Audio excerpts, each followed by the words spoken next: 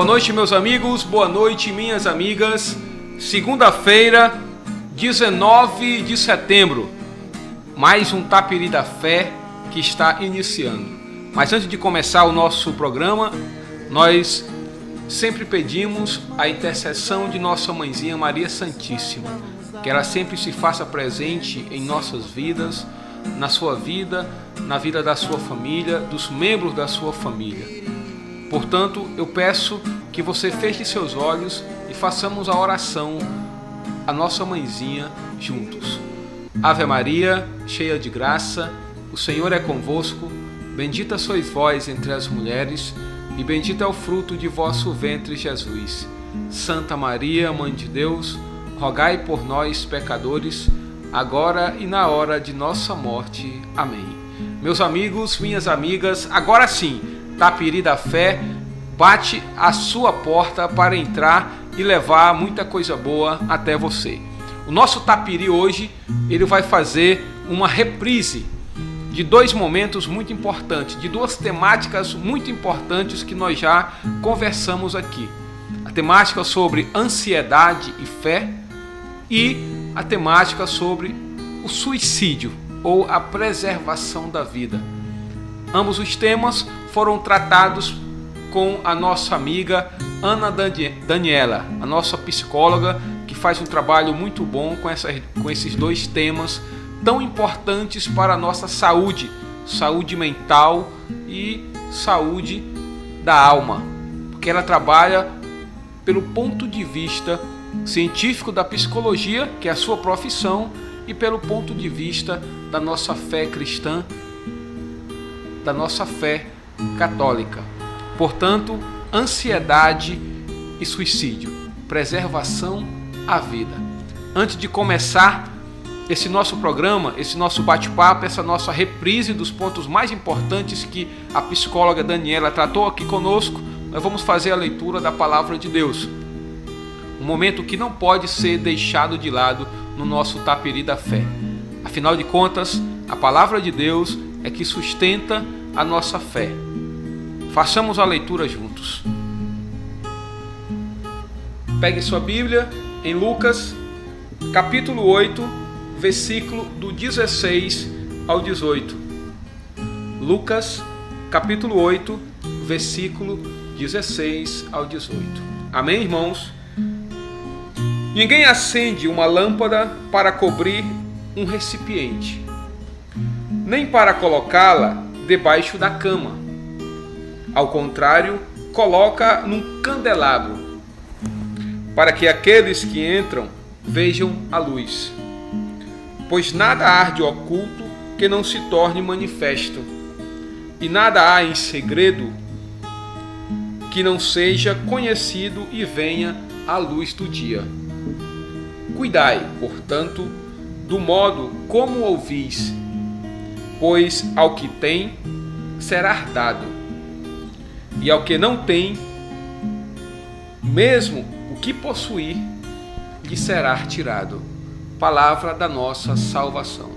Meus amigos, com essa palavra de fé que nós damos início ao nosso bate-papo, a nossa reprise sobre ansiedade e suicídio com a nossa psicóloga Ana Daniela. Daniela, já vamos começando o nosso bate-papo, você falando para os nossos amigos e para mim também, que desconheço, sou leigo no assunto, o que é ansiedade? A ansiedade, as pessoas elas acham que a ansiedade ela é uma doença, já tomam esse olhar como uma doença, mas na verdade a ansiedade ela é uma resposta a uma ameaça futura, ela é um medo do que pode acontecer. A ansiedade, ela em si ela é algo positivo, porque graças à ansiedade, ao atravessar a rua, que ela é junto com o medo, então ao atravessar a rua você olha para um lado, olha para o outro para não ser atropelado, então ela te dá esse mecanismo para que você se proteja de algo que vai acontecer.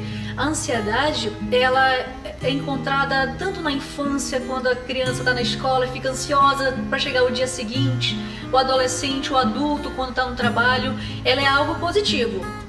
Contudo, chega num limiar, então chega num momento que ela pode se tornar patológica, então ela pode se tornar uma doença. E aí a gente vai ter as variedades dos transtornos de ansiedade, que tem as crises de ansiedade e em diante. A ansiedade, então, ela se apresenta de várias maneiras. Antes da pandemia, a gente poderia ver no Brasil de uma maneira. Contudo, exemplo, em 2019, a OMS, ela fez uma pesquisa onde ela dizia que 18,6 milhões de brasileiros apresentavam ansiedade. Com a pandemia, com esse novo coronavírus, aumentou para 19 milhões de pessoas, que aí veio também a depressão, veio os outros transtornos. Mas a ansiedade, ela subiu no nível vertiginoso, porque as pessoas não estavam acostumadas com a nova maneira de viver a vida. Então essa nova maneira impactou muito os adolescentes, os adultos, mas onde a gente consegue ver esse impacto é nos jovens. Nos adultos a gente encontra bastante, mas nos jovens você vê nas escolas, você vê nessa realidade o quanto essa nova maneira de viver a vida afetou a realidade deles. Então, se eu pudesse falar para você que a ansiedade, se você, Daniela, tem como viver sem ansiedade? Não tem como viver sem ansiedade, porque veja, uma pessoa sem ansiedade é uma pessoa fria e calculista. E quem é uma pessoa fria e calculista é um psicopata. Ele não tem sentimento. Então a ansiedade, ela é um mecanismo, ela faz parte dessa nossa maneira de viver a vida. E se eu consigo controlar esse mecanismo, eu vivo a minha vida naturalmente, sem ter dificuldade de me relacionar com o mundo ao meu redor. Legal. Então a gente pode dizer que tem causas para a ansiedade? Sim, a ansiedade, ela é multifatorial. Ela não é só do ambiente, não é só biológica, ela é multifatorial. Então assim, tem componentes genéticos, algumas pessoas são mais predispostas geneticamente a ter ansiedade, outras tem um ambiente, então assim, um ambiente estressor, um ambiente que cobre muito essa pessoa. Você pode apresentar para nós alguns sinais físicos e também sinais psicológicos que a gente possa identificar que uma pessoa está ansiosa? Sim, que é interessante porque a ansiedade, as pessoas acham que elas estão com problema de coração, problema cardiovascular. Por quê? Quais são os sinais práticos da ansiedade? Falta de ar, palpitação, suor nas mãos ou nos braços, nas pernas, inquietação, irritabilidade, psicológicos, medo de enfrentar as situações, medo de ser contrariado, de as pessoas não gostarem dele, medo de enfrentar as situações, aversão ao perigo. Não que porque assim, a vida, você vai enfrentar alguns leves perigos, né, na vida, que é alguns desafios que a gente chama. E o ansioso, ele tem aversão a isso, porque se ele pensa, só de pensar que ele vai enfrentar alguma coisa, ele começa a ter pensamentos negativos sobre aquilo e ele aumenta esses pensamentos. Então os pensamentos negativos, eles triplicam de uma tal proporção que todos esses pensamentos, todos esses sintomas físicos que eu acabei de dizer, eles eclodem 2, 3, 5 vezes mais fortes. Então veja, tem pessoas que no trabalho têm crise de ansiedade, que é tudo isso junto. Como nós podemos tratar a ansiedade? Eu acho que é um ponto muito, muito importante, ainda mais nesse período que a gente está vivendo hoje. Aqui é interessante, Kelmis, porque a ansiedade, ela é um conjunto de fatores, o tratamento dela é um conjunto de fatores. Então, dependendo do nível de ansiedade que você se encontra, só a psicoterapia, que é a terapia da mente com o psicólogo, resolve. Você vai para a psicoterapia, faz a sua terapia toda semana e você consegue controlar essa ansiedade. Tem pessoas que já estão no nível um pouquinho mais acima, digamos assim, e elas precisam de auxílio medicamentoso. Então elas vão precisar de tomar remédio para controlar a ansiedade. Então é psicoterapia mais medicação. E para melhorar ainda, para fazer o combo, eu acredito que a união de alimentação, então assim, reduz o açúcar, reduz o café, melhora a tua alimentação com vegetais, tem um vegetalzinho que eu não lembro agora o nome dele, ele parece uma arvorezinha, eu não lembro agora o nome, mas ele é ótimo para quem tem ansiedade. Legumes, então brócolis, perfeito. O brócolis, ele é ótimo para quem tem ansiedade. Legal. E atividade física. Então mas Daniela, eu sou sedentária, eu não gosto de fazer atividade física. A ansiedade, ela vai fazer com que te paralise, né? Você fique só em casa, alimentando aquele ciclo vicioso da ansiedade. Se eu faço atividade física, eu oxigenizo a minha mente, assim eu penso melhor, eu consigo analisar melhor as situações e o meu corpo também trabalha. Então veja, é um combo: psicoterapia, talvez remédio, dependendo da sua necessidade, alimentação e atividade física. Você falou sobre o tratamento, agora fale sobre a prevenção. Como se prevenir da ansiedade? Eu não sei qual nível que você se encontra nesse momento, mas suponhamos que a sua ansiedade ainda esteja no nível básico, assim, que você esteja tendo pensamentos negativos, que seu coração palpite de vez em quando. Como prevenir? Primeiro é resolvendo o que você precisa resolver. Como assim? A ansiedade, ela faz com que você fique pensando em certos tipos de pensamentos. Por exemplo, quem está na escola, eu tenho uma prova para fazer, e aí você só fica pensando naquela prova e você não faz nada. Então, para prevenir, diminuir a tua ansiedade, o que você faz? Você divide essa tarefa em micropassos e você estuda para a prova. Simples assim. E dessa maneira eu diminuo a ansiedade. Agora, se for um adulto, Daniela, eu tô devendo até a minha alma, não sei o que fazer. Como diminuir a ansiedade? Primeiro, estudando como você vai sair dessa situação, buscando maneiras de você resolver aquele problema. Porque veja, a ansiedade, ela vai fazer com que você fique pensando sobre aquele assunto, que você se diminua, que você entre naquela preocupação. Então, uma maneira de você sair dessa preocupação é você buscando maneiras de resolver. Então, para eu prevenir alguma coisa, eu preciso dividir minha preocupação em micropassos para eu poder solucionar. Agora eu quero que você fale um pouco sobre essa questão da ansiedade e fé.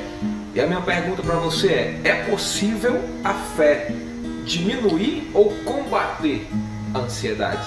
Aqui é boa pergunta, obrigada. Muitas pessoas acham que a ansiedade faz com que você acabe com a fé, né? A fé, ela é anulada. Mas na verdade aqui acontece o contrário. Enquanto maior nível de ansiedade eu tenho, mais eu preciso ter uma fé forte, uma fé fortificada, porque é a fé que vai fazer com que você saia da onde você está. Então, exemplo, se você vem para catequese, a tua espiritualidade é pastoral, então procura esses meios pastorais de reza do terço, leitura bíblica, para que você se fortifique na fé e assim consiga, por meio da leitura bíblica, consiga combater esses pensamentos negativos que ficam te assolando. Então a fé, na verdade, Camis, ela é uma arma poderosíssima no combate da ansiedade, da depressão, de vários transtornos. Daniela, eu já vou começar a fazer uma pergunta aqui, que eu não sei se é uma pergunta muito tola, mas pensar o suicídio faz parte da nossa natureza humana? Assim, e como nós podemos definir o suicídio? São duas perguntas numa só. Tá bom. Se faz parte da natureza humana? Não, o suicídio não faz parte da natureza humana, ele é antinatural. O que faz parte da natureza humana é você conservar e preservar a vida. Tanto é que quando você está diante de alguma situação que você precise, que aquilo vai afetar de alguma forma a tua vida, psicologicamente, fisicamente, automaticamente o nosso corpo, a nossa mente, ela faz com que você fuja. Ela faz com que você saia daquela situação, que você preserve a sua vida. Só que quando nós falamos de suicídio, não é uma questão antinatural, porque que nós vamos ver no decorrer da nossa conversa, que da onde é que vem, né? Como podemos definir o suicídio? O suicídio, ele é a falta de sentido na vida. É um desespero tamanho que a pessoa não vê outra solução a não ser tirar a própria vida.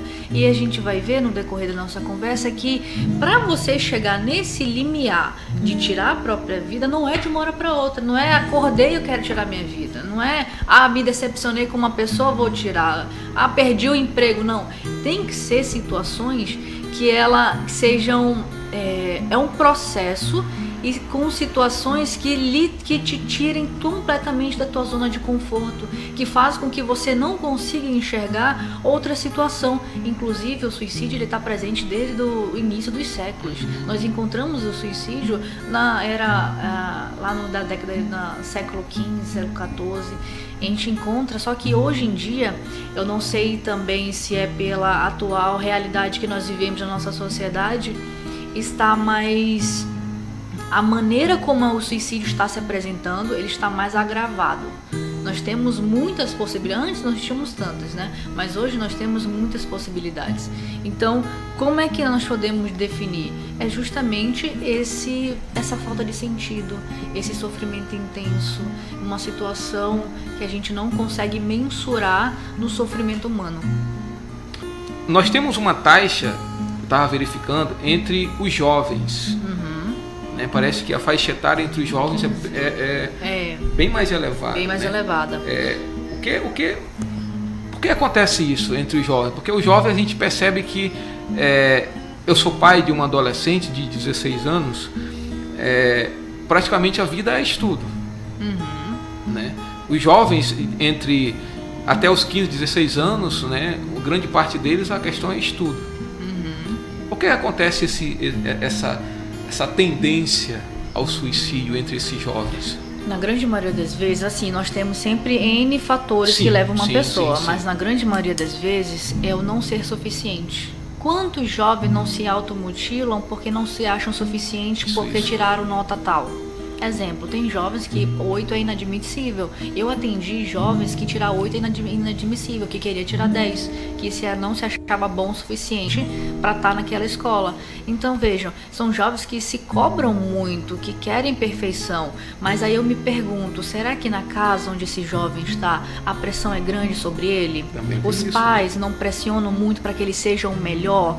E isso, você está falando de um jovem que não está psicologicamente completamente formado, que ele ainda está desenvolvendo seus valores, as suas capacidades, ele ainda está se desenvolvendo. Então, quando eu coloco nesse jovem uma cobrança maior do que ele pode aguentar, eu posso estar contribuindo por uma possível perda de sentido, por que eu estou aqui se eu não sou bom o suficiente, e querer tirar a própria vida, entende? São visíveis, Daniela, as características, os sinais de alguém que está almejando o suicídio, né? Quais são, a pergunta é, quais são as características mais evidentes ou sinais mais evidentes, né, numa pessoa que está tentando o suicídio? A primeira característica é os pensamentos negativos, os pensamentos de perda de sentido, mas esses são mais subjetivos. Então, como é que a gente consegue visualizar esses pensamentos? É a pessoa cabisbaixa, é a pessoa de olhar vago. Então, assim, geralmente, você tem a filha adolescente, você vai saber me dizer. Quando a tua filha tá pensando, tá meio tristinha, ela não fica com o olhar cabisbaixo? Ela não fica meio assim? Eu já fico preocupado. Você já sabe que não tem algo legal ali. Essa os primeiros sinais, é o olhar de pessoa cabisbaixa ou olhar vago. O segundo ponto é com relação aos extremos. Então, pessoa com raiva excessiva, irritabilidade, perca de paciência. Então, são pessoas que, não momentâneo, mas por tempos, elas se encontram... Sabe aquelas pessoas estressadas? Não é dessas que eu tô falando. Eu tô falando daquelas pessoas que são tranquilas, mas elas estão extremamente estressadas, estão com uma irritabilidade alta, elas estão com uma falta de paciência, e tu vê que não é normal naquela pessoa ela tá desse jeito. A terceira seria as frases. Como assim? Ah, eu não deveria estar nessa vida. Vocês não sentiriam a minha falta. É melhor que eu não estivesse aqui. Frases que, se a gente pega de uma maneira aleatória, não parece nada. Fala assim, não, ela só tá estressada, ela falou uma coisa dessa. Mas, pra quem tá pensando em cometer suicídio, são frases chaves. Porque eu já tô dando um spoiler do que eu vou fazer. Só que na família, às vezes, passa despercebido. Principalmente adolescente. Tá triste? Ah, eu preferia não estar aqui. Pera, começa a analisar e ver se aquilo dali é verdade. E às vezes o pai e a mãe acham, deixa de frescura mesmo. Exato. Na solta uma dessa, piora tudo. O quarto ponto seria uma melhora súbita. Seria aquela pessoa que estava triste, estava cabisbaixa, estava ali pelo canto. Do nada, essa pessoa tem uma melhora súbita. Ela tá feliz, ela tá animada, ela tá, empolgada com as coisas. Cuidado. Porque essas melhoras súbitas, ela pode ser um sinal de que essa pessoa já aceitou o fato de que ela vai se matar e de que agora ela só vai concretizar o que ela precisa. Então, melhora súbita é um sinal. Quinto ponto, desapego. É quando isso aqui a gente acontece mais com adultos que já têm sua própria vida, né? Tem a sua casa. Aquelas pessoas que começam, dá isso aqui para fulano, isso aqui vai para ciclano, esse quadro vai para fulano de tal. Elas começam a se desapegar das coisas. Ou elas começam a fazer visitas para as pessoas que elas mais gostavam. Hoje eu vou visitar fulano de tal, amanhã eu vou visitar tal fulano. Preste atenção, se são pessoas que não saem muito e elas começam vou visitar pessoas chaves que têm de importância, é um sinal também. Significa que ela está se despedindo. Como a gente pode prevenir, né, ajudar essa pessoa, além do diálogo? Falar é o maior remédio. Sempre falar é o maior remédio, Kelvis. Como você pode prevenir? Conversando. É você literalmente sentar com essa pessoa. E uma coisa que brasileiro tem e que é muito interessante é falar muito pelos cotovelos. A maioria das pessoas que eu conheço falam muito e quando a gente está numa conversa, a pessoa predomina falando. Então, ela não deixa a outra pessoa se comunicar. E quando se comunica, ok, sim. E aí você tá ali falando. Com essas pessoas, você tem que fazer o inverso. Você tem que controlar a língua e precisa perguntar delas como elas estão. Porque falar salva. Quando eu permito que essa pessoa coloque para fora tudo que ela tá falando, ela tá literalmente tirando de dentro dela toda aquela coisa negativa, toda aquela carga que ela tá segurando. E dessa maneira, eu tô salvando a vida dela. Eu tô permitindo que ela coloque para fora. E aí eu te pergunto, você é mãe de adolescente, mas Daniela, meu filho já tá no quarto, já não quer mais sair, já não consigo mais que esse menino se interaja com as outras pessoas. O que eu tenho que fazer? Literalmente começar a fazer com que ele tenha exposição solar. Como assim? Teu quarto tem janela, não tem janela? Todo dia de manhã ele vai para a escola. Então abre a janela do quarto desse menino, faz ele para a escola, na volta deixa a janela do quarto aberta, faz com que ele tenha contato com a luz solar e aí entra a tua parte. Daniela, não gosto muito de conversar, não sei muito. Desculpa, mas se você quer salvar uma pessoa, você vai ter que transpassar por cima dessa tua situação. Então assim, tu vai precisar chegar com ele e conversar com ele. Falar sempre é a melhor opção. Falar um teminha aqui que eu gosto e já entra também nessa questão da ajuda. A fé, ela ajuda a combater o suicídio? A fé ajuda e muito, mas a fé de uma maneira saudável. Porque às vezes, o que acontece? Com pessoas que vão cometer suicídio, elas acham que vão pro inferno. Então elas ficam naquele limiar. Eu faço, eu não faço, principalmente pessoas que são religiosas, no sentido assim, padres, mães, nós leigos. Eu vou pro inferno, então eu faço, eu não faço, elas ficam naquele limiar, até que elas transcendem isso. Mas a fé, de uma maneira geral, ela te ajuda muito a você combater, porque é graças à fé que você consegue, às vezes, voltar ao sentido da sua vida, falando assim, não, pera, Deus me criou para isso, Deus me pensou isso, então eu acho que eu tenho possibilidade de fazer isso na minha vida. E você se agarra, tem pessoas, né, que se agarram com unhas e dentes nessa fé e consegue se desenvolver, consegue sair desse fundo do poço, né, e se desenvolver. Muito bom.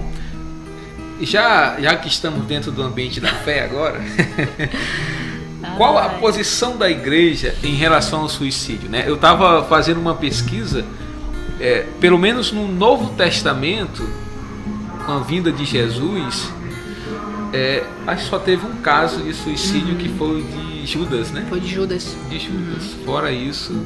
Mas isso foi porque Judas, ao contrário de Pedro, né, ele não conseguiu, ele não teve essa resiliência. Exatamente, né, porque os dois tiveram ali a mesma, digamos, com a mesma sintonia, né? Os dois negaram. Exato. Né? Só que acho que a consciência maior de Judas, né? Os cara, eu fiz... O cara tá ali porque naquela cruz por minha culpa. Pedro nem tanto, né? Pedro foi uma negação ali e tudo bem. Qual a posição da igreja, do magistério da igreja em relação a esse assunto tão urgente, né? Como leigos que nós somos, eu me sinto mais confortável de falar, não mais como psicóloga, né? Porque como psicóloga eu não tenho como dizer isso. Sim. Mas como leiga, conversando com padres, eu estava pesquisando que a igreja antigamente ela tinha uma consciência de que aquele que tirava a própria vida ele iria para o inferno, né? E eles nem sepultavam o morto, né? Porque eles tinham essa consciência de que aquele cidadão que tirou a própria vida iria para o inferno. Só que a igreja evoluiu, o pensamento evoluiu, e eu vendo uma nota da CNBB, ela dizia assim que a pessoa que cometeu o suicídio, ela não estava em plena consciência, ela não estava com as suas faculdades mentais saudáveis o suficiente para estabelecer, para dizer o que estava fazendo. Então ela diz que Deus, nos seus desígnios, nos seus caminhos, ele pode, até naquele último momento da vida, ele pode fazer com que aquela pessoa se arrependa daquela situação e ela encontre a salvação. Então, hoje nós acreditamos que a pessoa que cometeu suicídio, ela estava doente. Então, como uma pessoa que estava doente, ela não tinha faculdades mentais saudáveis para isso. Então, a igreja, ela pede para orar, ela pede para que as famílias orem pela alma, para que Deus, na sua infinita misericórdia, ele possa ali acolher aquela alma junto a ele. E é bonito, né, saber que a igreja acolhe essas pessoas que tanto precisavam, de alguma maneira, precisavam de algum tipo de ajuda e não conseguiram, não é que elas não foram atrás, mas elas não conseguiram encontrar essa ajuda que elas precisavam. Muito bom. A gente batendo esse papo agora, me veio na mente o livro de Jó, capítulo 3. Né? Jó, ele, no capítulo 3, ele, vou usar um termo bem vulgar nosso, comum nosso, bem chula, né? Ele espragueja o mundo, quem o pariu, porque me deixou aqui, menos Deus, né? Esse momento de dizer, puxa, ele perde o sentido da vida, da existência, mas ao mesmo tempo ele diz, olha, esse mundo ao meu redor me abandonou, tudo, mas eu ainda tenho um porto seguro, que é Deus, né? A fé em Jó, vamos dizer assim, a fé que Jó tinha em Deus fez com que ele sanasse essa sua fúria, né? Vamos dizer assim. Olá, meus amigos, retornamos depois dessa reprise. Gostou? Tenho certeza que você aprendeu muito e você pode ajudar outras pessoas que possam estar precisando dessas orientações que a Daniela colocou aqui para nós, né? Compartilhe esse nosso momento, compartilhe o nosso programa, porque talvez você não esteja precisando destas palavras, mas alguém, um vizinho, um amigo, uma amiga, pode estar precisando dessa palavra esclarecedora, essa palavra que o Tapiri da Fé sempre leva até você. Compartilhe. Ansiedade e suicídio são dois temas muito importantes que a nossa sociedade contemporânea está vivenciando ativamente esses dois problemas, a ansiedade e o suicídio. Compartilhe, talvez você possa salvar uma vida. Vamos fechar o nosso programa de hoje, Tapiri da Fé, segunda-feira, 19 de setembro, com a nossa oração final. Pai nosso, que estais nos céus, santificado seja o vosso nome, venha a nós o vosso reino, seja feita a vossa vontade, assim na terra como no céu. O pão nosso de cada dia nos dai hoje. Perdoai as nossas ofensas, assim como nós perdoamos a quem nos tem ofendido, e não nos deixeis cair em tentação, mas livrai-nos do mal. Amém. Com a oração que o Senhor nos ensinou, nós desejamos a você uma boa noite e uma excelente semana. Paz e bem.